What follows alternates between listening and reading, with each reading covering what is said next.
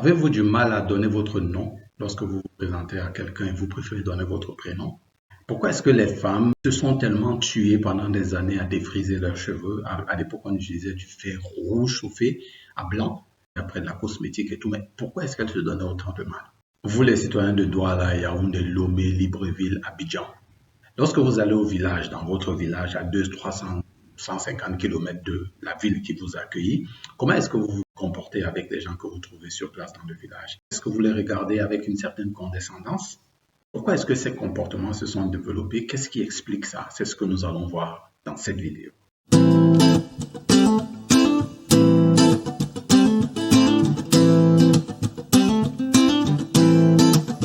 Pourquoi l'Afrique noire, et particulièrement l'Afrique francophone, semble-t-elle piégée dans une stagnation dont elle ne parvient pas à sortir malgré les décennies d'indépendance? On nous parle souvent de géopolitique, d'économie, ou du fait que c'est parce que nous n'exploitons pas nous-mêmes nos ressources, les ressources de notre sol. Mais et si le problème était beaucoup plus profond? Et s'il était ancré dans ce que nous acceptons comme normal dans notre culture quotidienne? Aujourd'hui, nous allons explorer les travaux de Jean-Claude Chandatomé. Son livre Fondements culturels de l'arriération de l'Afrique noire pose un diagnostic brutal. Nous sommes prisonniers d'une colonisation mentale qui survit dans nos réflexes, nos gènes, notre culture et même notre système de pensée.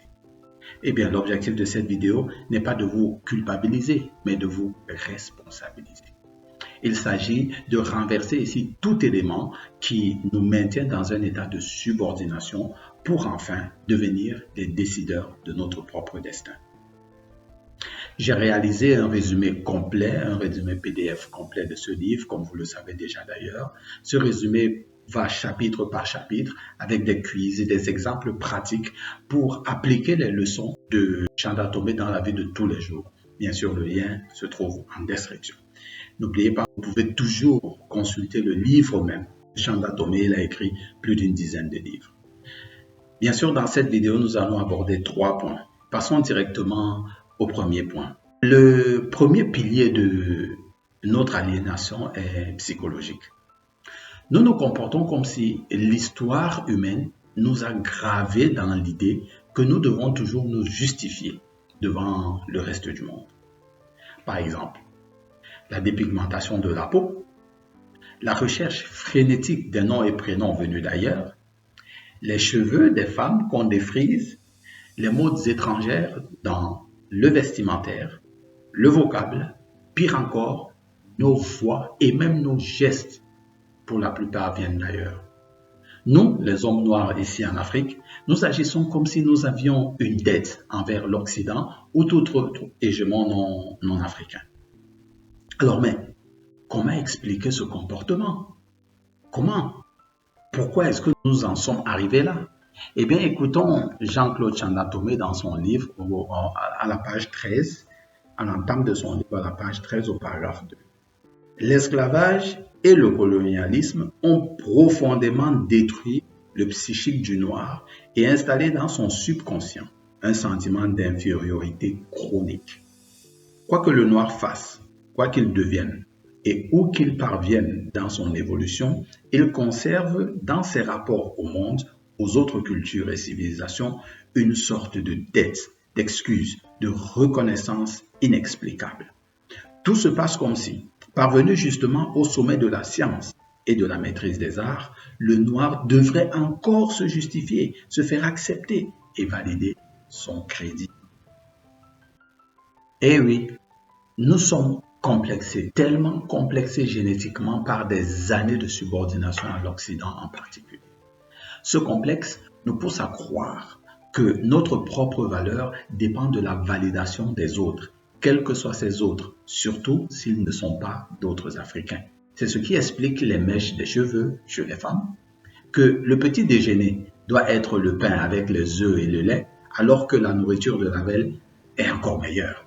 C'est ce qui explique que quand on se présente à quelqu'un, on a de la peine à donner son nom en se disant que non, c'est trop compliqué, c'est préférable de donner son prénom européen, bien sûr. Cela explique aussi le désir viscéral que beaucoup de personnes ont whiteisé, comme on dit chez nous au Cameroun. Cela explique aussi pourquoi, encore aujourd'hui, beaucoup de ceux qui vivent à Yaoundé, à Dakar, à Lomé, à Libreville, traitent ceux qui vivent dans les campagnes de villageois, et dans le sens de les rabaisser, dans le sens de les insulter même à la limite. Ah, le mal est profond, il est vraiment profond. C'est d'ailleurs pour cela que je dis que le mal, lui, il est génétique. Parce que finalement, on le transmet même à nos enfants simplement en les mettant au monde. Ils ont automatiquement ce complexe d'infériorité. Tant que nous chercherons la caution blanche ou l'aval de l'Occident pour valider nos capacités intellectuelles, pour valider nos intellectuels même de chez nous, ou bien notre beauté, ou quoi que ce soit qui soit de nous, nous resterons des éternels subordonnés. Et d'ailleurs même, le fait que je le dis, ça m'énerve quand je parle comme ça en français, parce que cela prouve que je suis déjà d'abord colonisé par la langue. Bref, la décolonisation commence par l'acceptation de soi sans aucune excuse. On n'a pas besoin de s'excuser de qui on est. Ça, c'était le premier point. Maintenant, le deuxième point, on va un peu parler de quelque chose qui va me valoir peut-être beaucoup de coups de gueule. Dites-moi en commentaire ce que vous pensez de ce que je vais dire. Parce que le deuxième point, il concerne le fait de croire à la sorcellerie. Voilà là où les gens vont m'insulter jusqu'à... Mais vraiment, je m'en fous des gens qui vont m'insulter. Nous, les Africains, nous exagérons vraiment avec cette bêtise de la sorcellerie. D'ailleurs, je me disputais il y a encore quelques temps avec un de mes grands frères sur un de ces sujets. Un des artistes ici chez nous avait eu un accident de la circulation pendant qu'il allait dans un de ses concerts et il est sorti de là alité. Pendant que tout le monde explique que c'est de la sorcellerie, j'ai tout fait pour faire admettre à mon grand frère qu'il peut s'agir d'une panne technique de la voiture ou bien d'un excès de vitesse de la part du conducteur ou bien de toute autre chose, mais tout ce qui peut être rationnel. En fait, c'était moi le fou, quoi. Et comme c'est toujours le cas dans ce genre de conversation, on te sort la question qui tue. Pourquoi lui? Et pourquoi à ce moment-là? Et quand cette question-là sort, quand elle arrive, la conclusion est finie parce que l'interlocuteur est complètement braqué. C'est la sorcellerie, un point c'est tout. Chanda Tomé souligne que dans de nombreuses sociétés africaines noires, on refuse la démarche logique.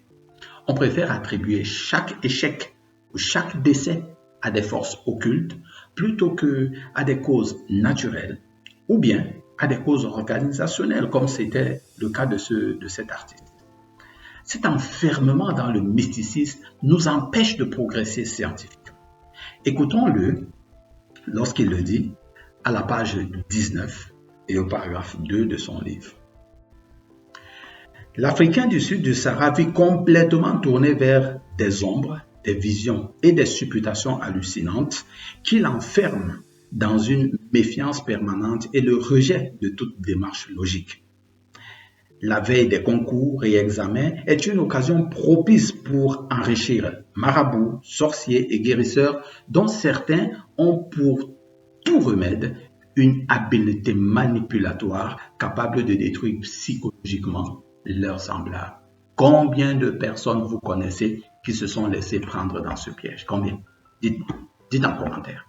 Parce qu'une personne a eu un accident la veille de son voyage pour le Canada ou bien pour la France, c'est forcément de la sorcellerie. D'ailleurs, maintenant, ici chez nous au Cameroun, je ne sais pas comment c'est chez vous, au Gabon, en Côte d'Ivoire, je ne sais pas. Mais ici chez nous au Cameroun, on ne dit plus à personne qu'on va faire un voyage pour le Canada ou la France, ou bref, on ne dit plus à personne qu'on va prendre l'avion. Parce que le fait de le dire, peut-être un cousin jaloux va nous entendre et puis il va aller voir un marabout qui va faire bloquer notre vol ou bien qui va nous faire causer. Si ce n'est pas de la paix, comment est-ce que je peux appeler ça? Cet obscurantisme dans lequel nous nous sommes enfermés volontiers est le terreau même de la manipulation. Et c'est là où le piège se referme sur nous.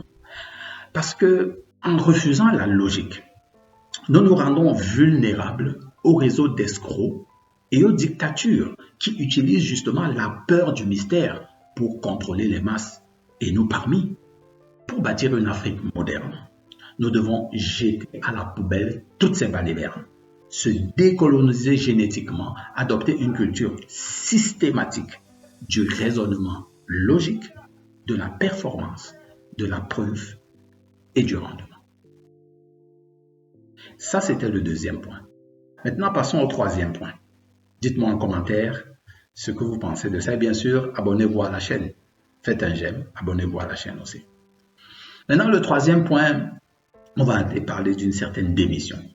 En fait, on ne peut pas toujours taper sur le colonialisme et l'esclavage noir, surtout pour légitimer à la tête de nos nations ou bien de nos institutions des dirigeants incapables qui sont pourtant dans les affaires parce qu'ils ont des acquaintances avec l'ancien colon. Une idée vraiment farouche du livre de Chanda Tomé est peut-être celle-ci. Nous ne pouvons plus passer les 500 prochaines années à accuser l'esclavage et la colonisation pour nos échecs actuels. On ne peut plus accepter cela. Si le néocolonialisme existe et continue d'ailleurs à mener notre existence aujourd'hui, c'est aussi parce que nous avons accepté cette sorte de démission collective face à nos propres dirigeants corrompus.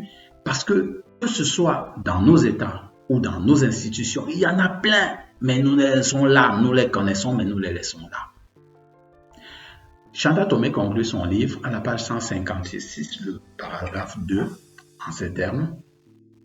Si les certitudes de notre défaillance globale naissent des avatars de notre culture, les tentations de pérennisation des dictatures, elles, résultent de notre démission collective et de notre passivité chronique.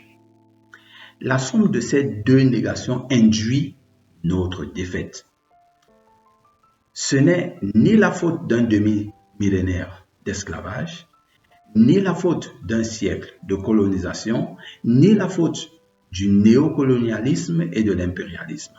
L'Afrique noire est congénitablement malade, indolente. Et cette maladie, eh bien, je l'appelle la colonisation génétique dont nous souffrons tous. Elle nous paralyse. Elle nous empêche de penser l'Afrique. Elle nous empêche de créer l'Afrique. Elle nous empêche d'innover l'Afrique. Elle nous bloque toute possibilité de libération. Cette colonisation génétique. Mais elle ne fait pas que ça. Elle bloque aussi même la pensée critique sur l'Afrique. Cet extrait du livre de Chanda Tomé est choquant, mais plein de vérité. L'indépendance ne se donne pas. Elle se vit dans le courage de la contestation et dans le refus de la passivité. Nous devons cesser d'être des spectateurs pour devenir les producteurs de notre propre histoire. En conclusion, sortir de la colonisation génétique exige 3 choses. Premièrement, briser le complexe d'infériorité. Deuxièmement, embrasser la pensée logique et scientifique de manière systématique. Et surtout, troisièmement, arrêter de chercher des excuses dans le passé pour justifier notre inaction d'aujourd'hui. L'Afrique ne changera pas avec l'aide internationale. D'ailleurs, Ibrahim Traoré a ôté en touche dernièrement cette mascarade qu'est l'aide internationale. Et elle ne se libérera pas non plus par des discours de renaissance illusoires. Elle changera lorsque chacun des individus que nous sommes décidera de réajuster sa culture personnelle vers l'auto-éducation à la responsabilité individuelle, le travail, le mérite et la dignité. Comme l'a écrit Chanda Tomé, le mal, il est profond. Mais la guérison est entre nos mains si nous acceptons de payer le prix de la liberté.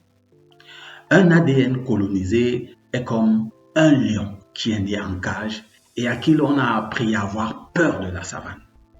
Même lorsqu'on ouvre la porte de sa prison, il reste à l'intérieur parce qu'il croit que sa survie dépend de la main de celui qui le nourrit. La décolonisation, c'est le moment où le lion se souvient qu'il est le maître de la savane et qu'il n'a besoin de personne pour chasser. Vous êtes un lion, vous n'avez besoin de personne pour chasser. Levez-vous, bon Dieu, et allez chasser votre liberté. Ce ne sont que 3 points que j'ai développés dans cette vidéo. En fait, j'ai réalisé, comme je le disais tout à l'heure, un PDF complet du livre de Jean-Claude Chanda Tomé, où j'ai résumé tous les chapitres du livre avec des quiz, avec des exemples pratiques pour que vous puissiez appliquer les leçons qu'il donne dans ce livre dans la vie de tous les jours. Le lien est en description. Merci d'avoir suivi cette vidéo jusqu'à la fin. Si elle vous a plu, vous faites un j'aime, vous partagez aux personnes à qui vous pensez que ce sera utile. Bien sûr, commentez, faites des commentaires, dites-moi ce que vous aimez et ce que vous n'aimez pas. Proposez-moi des livres dont je pourrais faire des résumés ici. Et je ne cesserai jamais de le dire, alors jamais. C'est l'éducation qui fait la différence entre les hommes. Nous voulons être différents, nous voulons une Afrique différente. Donc nous sommes obligés de nous auto-éduquer. Allons nous éduquer parce que oui, grâce à cela, nous serons différents. Alors éduquez-vous et soyez différents. Rendez-vous à la prochaine vidéo.